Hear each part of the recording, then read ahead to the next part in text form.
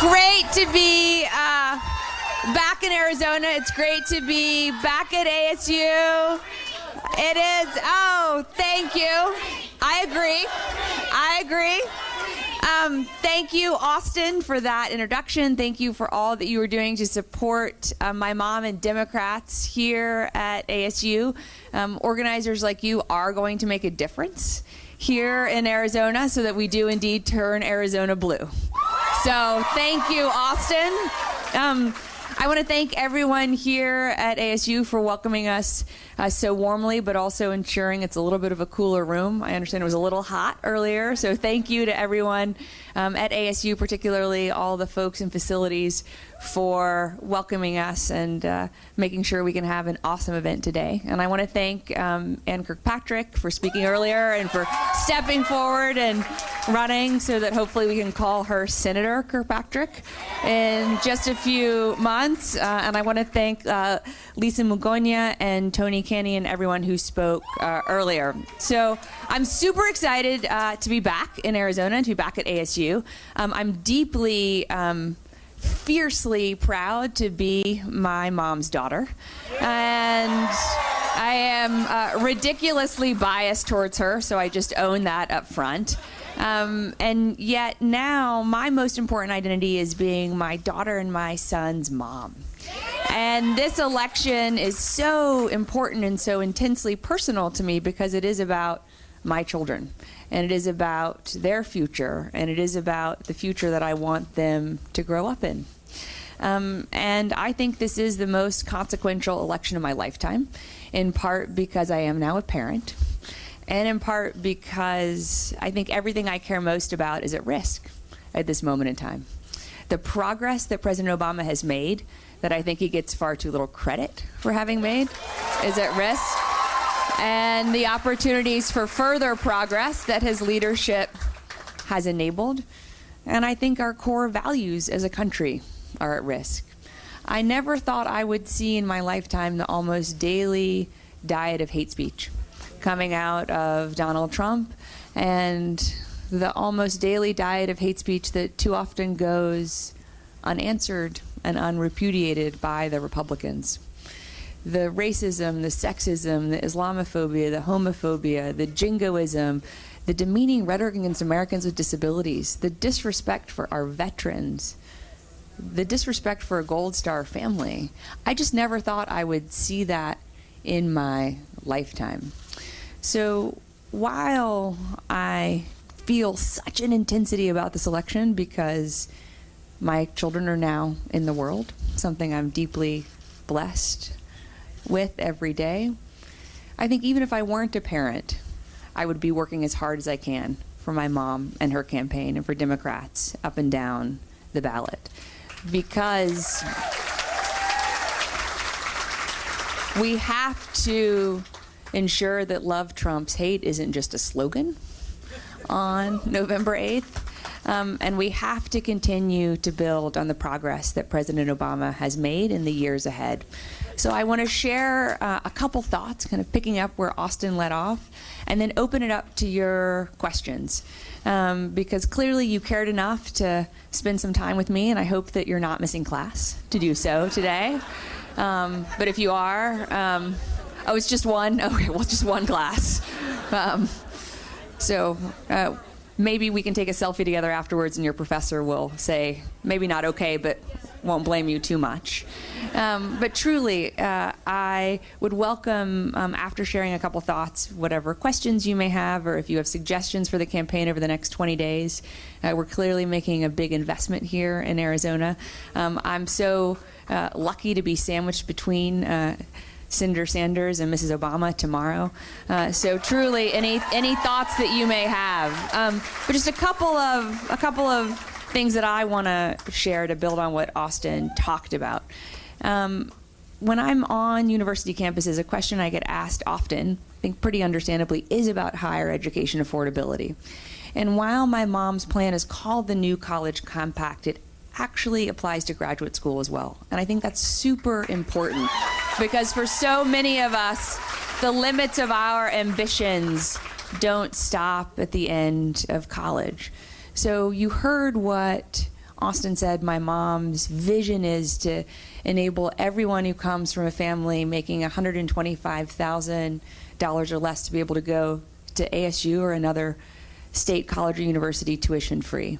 That would cover about 88% of Arizona families. She thinks anyone should be able to go to community college tuition free.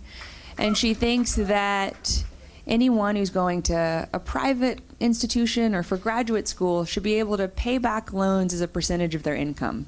And this is really personal to my mom, because when my mom graduated from Yale, Yale held all of her student debt, and she had only been able to go to law school because she got loans.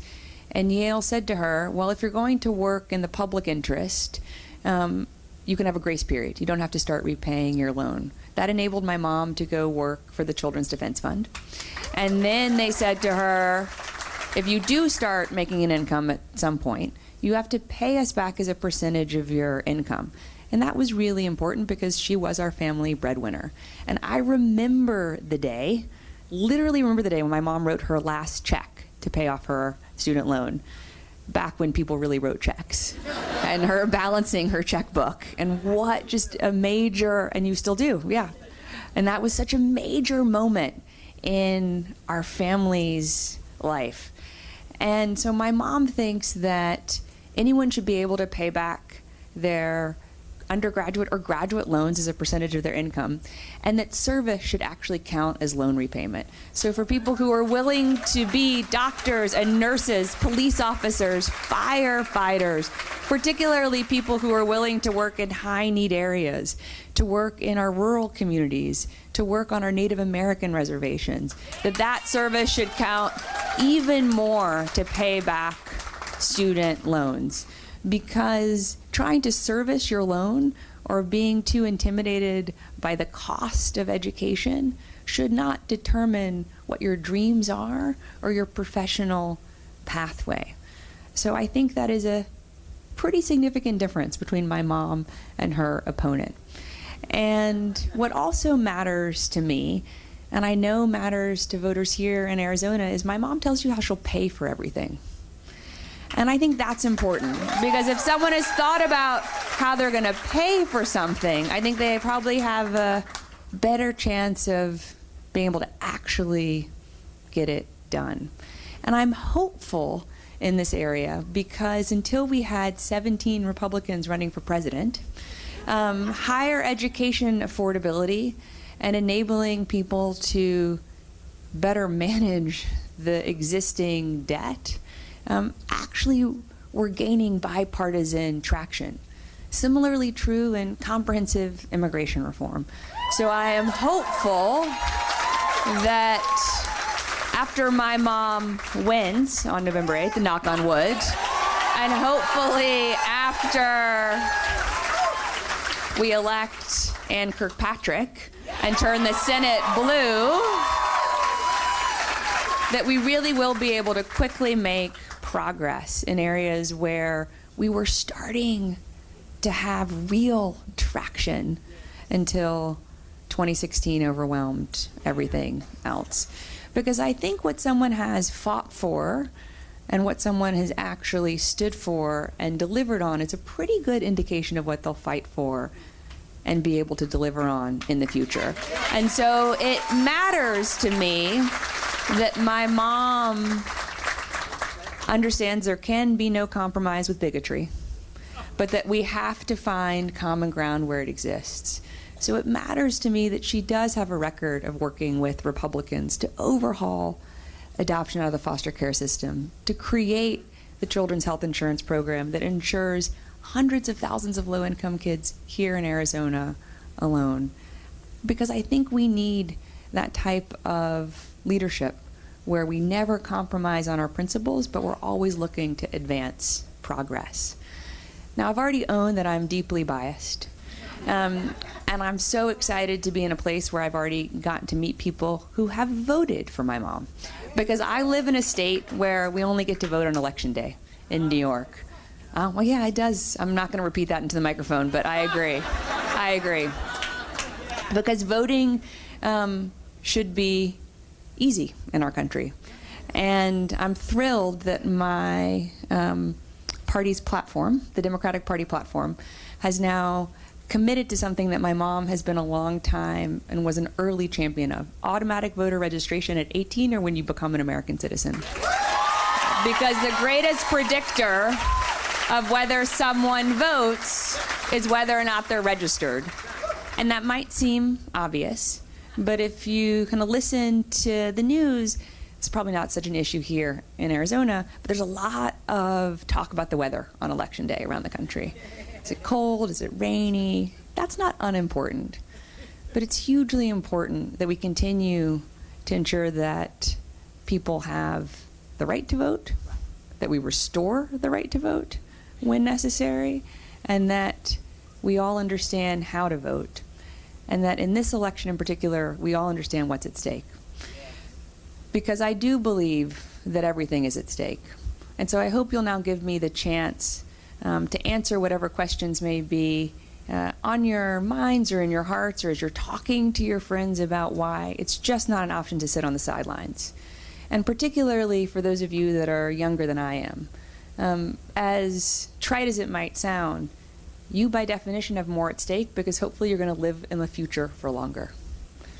So if you're focused on the economy or climate change or criminal justice reform or finally getting to full equal rights in our country or ensuring that we finally get to equal pay for equal work for women and Americans with disabilities, or whether you're focused on gun violence prevention or investing in early childhood education or getting to meaningful, real paid family medical leave, I hope you'll give me the chance to share my perspective on those or other issues that you may be focused on, because I am convinced that if we continue to root this election in what really matters to each of us, to what really is at stake for our families, for our communities, for our country, we will win on November 8th. So I hope that you will give me the chance to help you make that case.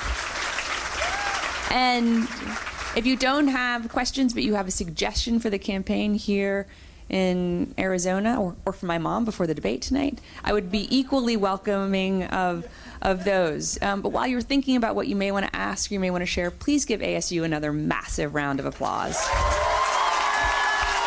you. Oh, yes, ma'am.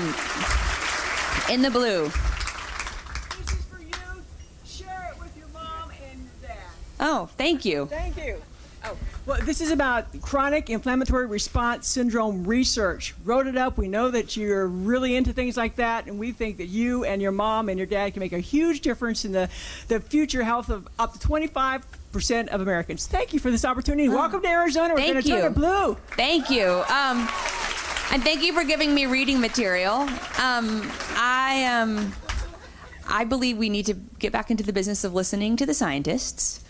And while this is most often talked about in kind of the conversation around climate change, if I hear one more politician say, well, I'm not a scientist, well, exactly, that's why we should listen to the scientists.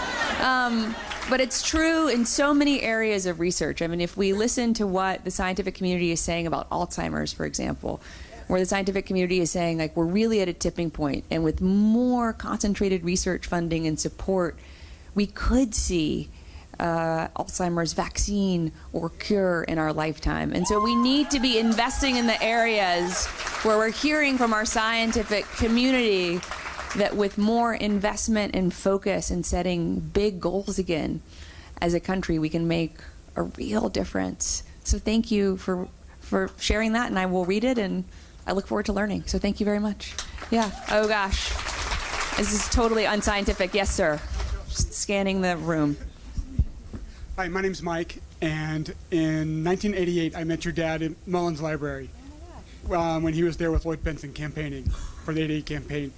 And sitting in Diane Blair's classes, whoever thought that I would vote for not one, but two, maybe three Clintons for president? So I know firsthand, watching your mom as First Lady of Arkansas, her commitment to children, to education, to expanding healthcare in the rural areas. She had a hard fight in Arkansas, but she got it done. She got it done as First Lady, and then she'll get it done next year. And I was there in '92 when your dad was sworn in, and I hope you could sign my button. Well, sure. Afterwards, I will sign your button. And your, yes. Your picture's on there. Oh, my picture's on there. Wow, yes. Because all of my awkward teenage years are just immortalized for all of us to see on button form. And unfortunately, probably lots of internet memes at this point. Thank you for supporting my mom so forcefully, and thank you for talking about her work in Arkansas back in the 1980s. And thank you for what you said about me, and even though you didn't ask a question, I'm going to treat it as one because I'm deeply passionate about encouraging young people who are interested in changing our world to think about running for public office. And I am so hopeful that all of the nastiness will not turn those of you who are interested in a career in public service away from possibly pursuing that. Because who runs for public office at every level of government really matters.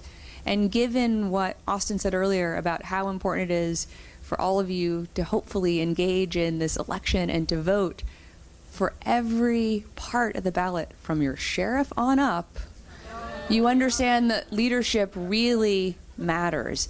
And I think one of the challenges, again, having already owned my biases repeatedly in this election, is that I think sometimes we don't fully understand that a president faces real, deep, meaningful opportunities, but also significant constitutional constraints. And I think my mom's opponent plays into that. You know, when he says things like, and we'll see if this happens tonight or not, you know, well, when I'm president, my Supreme Court. And you're like, well, no, actually, it's not your Supreme Court. FDR tried to make it his Supreme Court and thankfully was thwarted in that. And so I just hope that people won't get turned off because who is elected at every level of government really matters. And there's some areas where the president has more authority and agency and ability to make a difference. And there are other areas where your mayor or your sheriff, or your prosecutor, or your city council, or your state legislature, your governor, really are the ones who will have more of an impact in helping to build the world or to prevent the world that you want to live in. So I don't have any plans to run for public office because at the moment I'm really lucky that I live in a city and a state and a country where everyone I could vote directly for I really support. I really support my city councilwoman. I have a minor obsession with my New York City public advocate, a woman named Tish James. I think she's amazing. I support my mayor, my congresswoman, my senators, my president. I'm clearly a huge fan of my mom's. So I hope that kind of people here today will think, wow, if I really care about whether it's climate change or the economy or equal rights or criminal justice reform, that means then I should run for city council or mayor or state legislature or Congress one day, because I think it's hugely important that we not let cynicism win, because I think cynicism is the province of the people who want to protect the status quo, and I hope we're always breaking the status quo for more equality and more opportunity. So thank you for what you said. Oh gosh.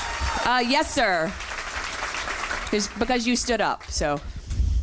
My questions, I'm sure. Oh, thank you. In terms of Trump supporters, they're going to vote as they will. But what about all the apparently independents and undecideds? What kinds of values might Hillary promote that could convince those folks that are centrist, center-right Republican, centrist Republicans, etc., to vote for your mom? What kinds of shared values do you think? So thank you for your question. And you know, I think that voting is very personal. So I think it's hard to have conversations in the abstract. It's one of the reasons why I tend to have events like this where I stand up and share a few thoughts and then just open it up and let people ask questions. Because I think we have to root the election kind of in the issues that people care about and out of the rhetoric. So if people care about having, you know, a functioning government, and having someone who really understands what a president can and can't do and has a record of really being able to get things done, whether we're talking about back when my mom was the First Lady of Arkansas and the earlier gentleman's comments, or when she was a senator or Secretary of State, I would hope that it would matter that she relentlessly found common ground when possible, whether to support our veterans or our foster care youth or our youngest Americans with doubling funding for early Head Start programs across the country. Because I think that will be what continues to persuade people, both that my mom has fully fleshed out plans and her opponent doesn't in many areas, or in some of areas his plan is like build a wall, which is not a plan, unconstitutional, and a terrible idea. And that she has a record of actually being able to get things done, because that's what I have found to be most useful. Whether people kind of are asking about the economy or foreign policy or respecting our veterans or fighting climate change, kind of taking it out of the rhetoric and rooting it in both what my mom wants to do, but also her real record of having got things done, tends to be, I think, the most powerful way to persuade people that, yes, it is important to vote, and hopefully, yes, to vote for my mom. So thank you for your question. This side of the room. In the glasses. Yes, ma'am. So totally unscientific, just different sides of the room. Yes, ma'am. You there in the glasses. Hi, so I'll speak really loud because I have hearing loss. My name is Sarah, and I'm actually an ASU graduate, and I'm really happy to be here. My question revolves around education. I went to school to be a teacher, and during my senior year, I really struggled looking at the statistics in the state of Arizona, and I struggled with planning my life and my career ahead. And I had to make a really tough call not to become a classroom teacher.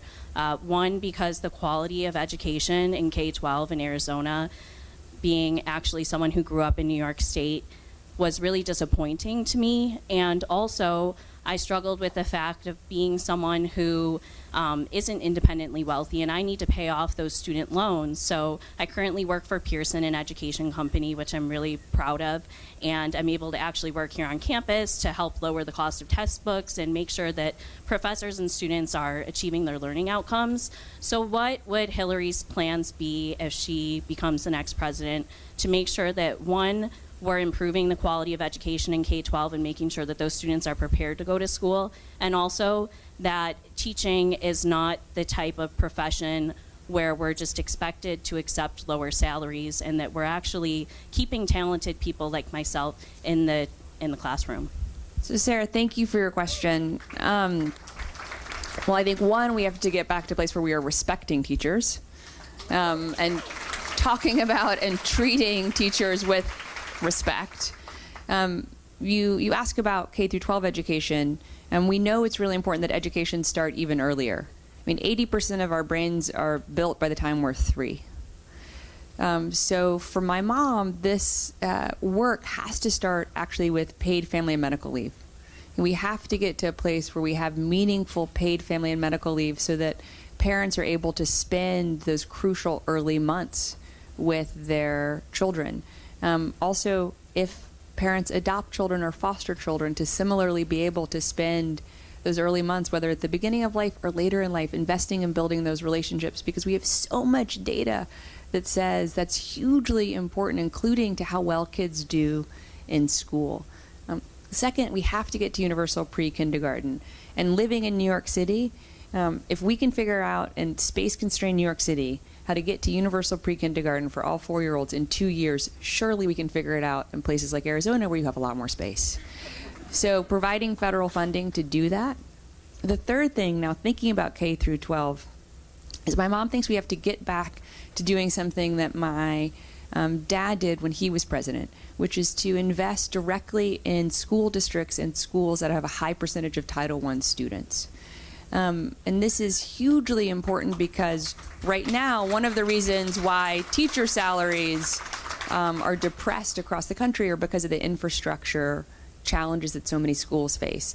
You know, whether we're looking at schools that have to be expanded because populations are growing, which I know is a challenge in parts of Arizona, and also clearly an opportunity and something to celebrate, or because we have schools in Detroit where there is mold in the walls that have to be removed.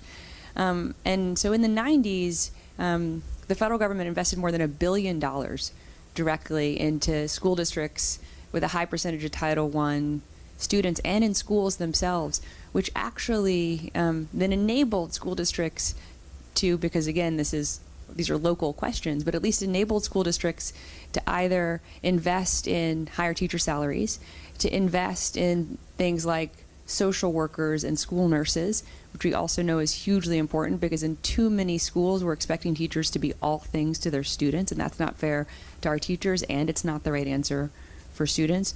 Or to do things like build computer labs and have computer science classrooms, which they never would have been able to do. So we have to get the federal government kind of back into the business of being a partner with local school districts and with schools.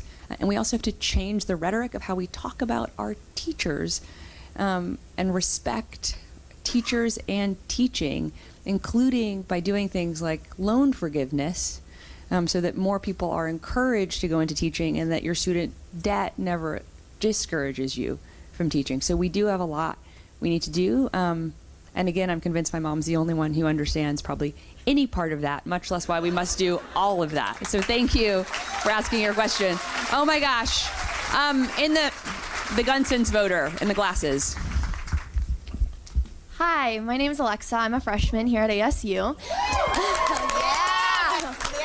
Woo, go Sun Devils. I'm really involved in the community here and turning out the vote and getting the word out to students and things like that. And I know there are a lot of people in the room here that are willing to help out and to get involved as well. And I was wondering if you would just share a few words about how important it is that we all, volunteer and put all of the effort we can into making sure that we turn the state completely blue. So thank you. Thank you for being involved. At some level, it really is about registration, which is ended here, clearly, but also then about turnout. And we don't have the final data yet, but we think there are literally tens and tens and tens of thousands of new voters who registered in Arizona, which is really exciting, including because of registration efforts, nonpartisan registration efforts on the ASU campuses throughout the state. So for those of you that participated in that, you should all feel really good about helping people become enfranchised so that hopefully they exercise their right to vote either early or old-fashioned wise on election day. And I would just say for the people who are registered and still kind of unconvinced, I continue to believe if you root the conversation in what matters most, and we all care about something. I mean, you're wearing your Gun Sense voter shirt. There could not be a bigger difference between my mom and her opponent than on this issue, right? I mean, there are certain issues, gun violence prevention, climate change, immigration, protecting a woman's right to choose, protecting the Affordable Care Act. I mean, there are maybe every issue now that I'm going through the litany, but really, like, there are some where the differences are just so stark. And you can also vote by mail here. So you really don't have an excuse. So I would just hope that you'll keep talking to friends, family, strangers. I was in Pennsylvania and a woman told me so proudly that she was standing in line in the pharmacy and she just talked to the 5 people in line and she helped them all like go onto iwillvote.com and to figure out how to get registered while they were standing in line in the pharmacy. And she's like, I didn't even care if I ignored them. And I was like, that's amazing. So please, friends, family, strangers alike, because every vote really does matter. President Obama won North Carolina by 14,000 votes in 2008. If you do the math, that is 1 to 2 votes per precinct. Wow. So for your friends or classmates or people that you know who say that a single vote doesn't matter, we have really powerful examples in our lifetime that are testament to the contrary. So thank you for recognizing this is so important, and thank you for being out there and talking to people in your local pharmacy line or wherever you're going to find people willing to talk to you about what's at stake in this election and why it's just so crucial to vote. So thank you. Oh gosh. Oh gosh, yes, in the pink. Our last question, yes, in the pink. This is Aya. I'm a freshman at ASU. My father is an immigrant from Iraq. He came here when he was 15 years old, and he was by himself, and he created a life for himself. And I think it's really important to talk about the terrible just rhetoric that Trump has spoken about, you know, Muslims and Arab Americans and Arabs in general. And I was wondering what you think about this and how you think that your mom should discuss it more. I don't know, maybe if you think that she should talk about it more in the debate tonight. I don't know. I just think it's really important. I totally agree. It's really important. I mean, it's really important to our values, and it's really important to our actual security. I mean, this did come up in the last debate because one of the people who asked a question in the last town hall debate was a woman, and I think the first or the second thing that she said was, I'm a Muslim American woman. And you know, what are you going to do to change the conversation around Muslim Americans so that it is clear that we are Americans? And I thought, again, there was just such a clear difference in the way in which my mom and her opponent answered that question. And the reason it's such an important question is because it does go to our core values. I mean, when Donald Trump talks about keeping a list of Americans based on religion, or taking away birthright citizenship, you know, that to me is un-American, right? That is not who we are. That is not what has made us the country that we are today, or hopefully the country that we will continue to be. I think we elect a president to do three things. I think we elect a president to deliver to the best of her ability on her agenda.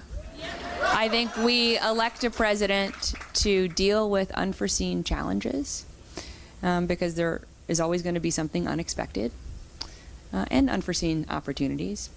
And I think we elect a president to always be helping us get closer to what it means to be a more perfect union.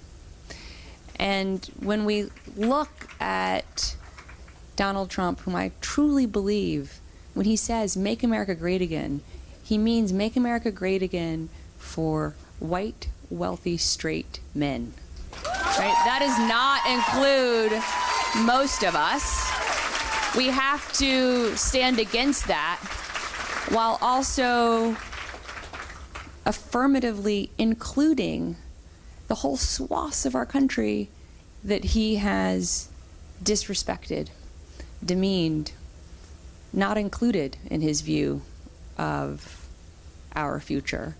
And so I think we do have a particular moral responsibility to do that when we think about Muslim Americans, Americans with disabilities, when we think about immigrants, when we think about women, when we think about our veterans, because we have to repair and make clear that it is un-American.